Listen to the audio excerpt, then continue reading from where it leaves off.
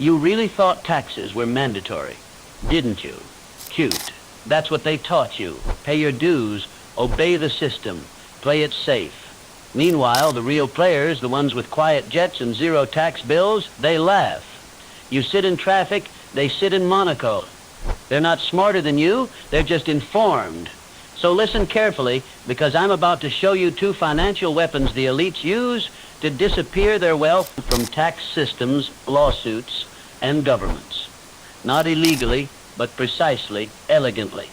First, we start with the crown jewel of tax nullification, PPLI, private placement life insurance.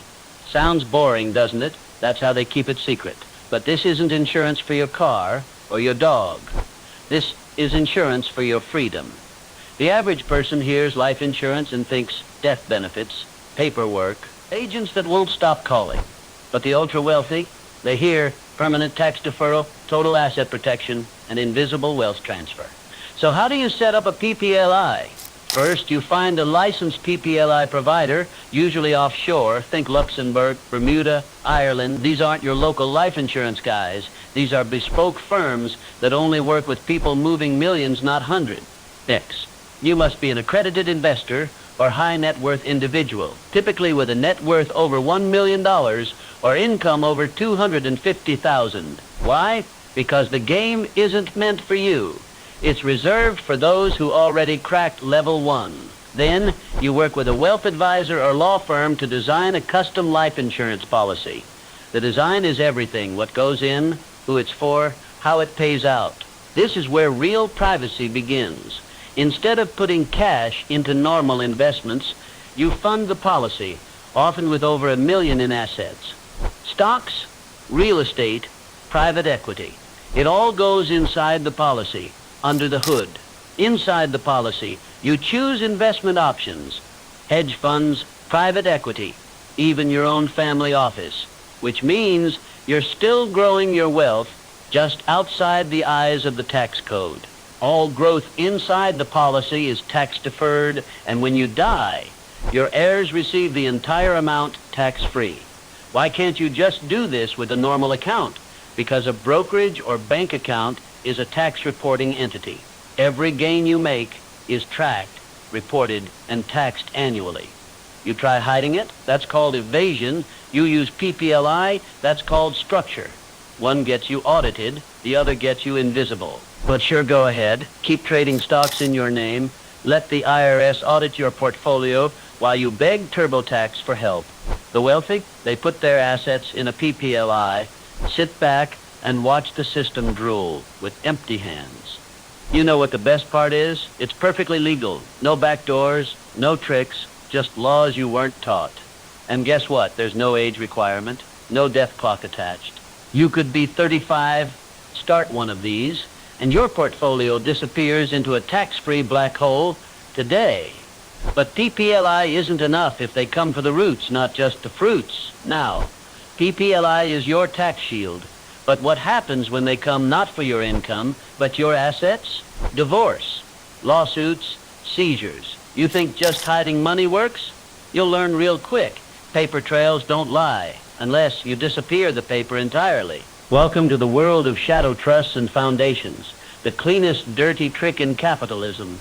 This is what protects oligarchs, kings, dynasties, and billion-dollar CEOs when the sharks come swimming. And now, you. So how do you create a shadow foundation and trust? First, pick a strong jurisdiction: Liechtenstein, Cook Islands, Nevis, or Panama. These aren't loophole islands, they're fortresses with flags. Entire economies built on protecting privacy. Next, hire a specialized law firm to help you establish a private interest foundation. This entity doesn't have shareholders, it doesn't have members, it just holds power legally without traceable ownership. The foundation then forms a discretionary trust. It holds your assets, real estate, business, investments. The trust does the dirty work. The foundation just exists above it, holding the strings. You appoint trustees and protectors, usually professionals or offshore service providers. You don't touch it. You direct it from behind the curtain. You issue a letter of wishes, a private, non-legally binding letter telling them how to act. It's not a contract. It's a ghost command. If they follow it, great. If not, you replace them. The foundation owns the trust. The trust owns your assets. You control the rules, but legally, you don't own anything. Why not just hide money in your own name or your family's? Because courts can pierce through nominees. Your name's on the title, game over. Your cousin owns the business on paper. That falls apart in court in 2 questions. Foundations and trusts are legal entities. Structured right, they're impenetrable.